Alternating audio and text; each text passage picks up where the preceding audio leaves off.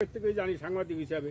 তো তখন উনি বিষয়টায় এই কাহিনীগুলো বললেন বা করলেন। তারপরে হলো ওই একেবারে ম্যাপ ফেলে 61 নম্বর মৌজার ম্যাপ ফেলে মানে বায়োডাটা ধরে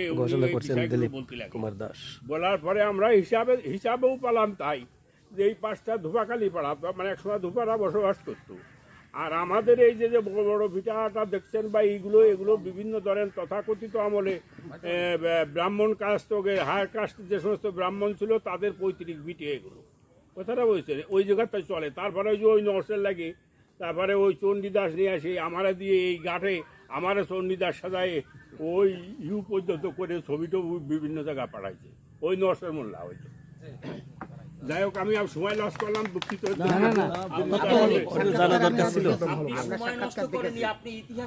না, আপনাদেরকে জ্ঞাতার্থ করার জন্য ঠিক আছে, আমরা তো খুঁজতেছিলাম আপনারই। আপনার প্রতি আমরা বিশেষ কৃতজ্ঞতা জানাচ্ছি যে আপনার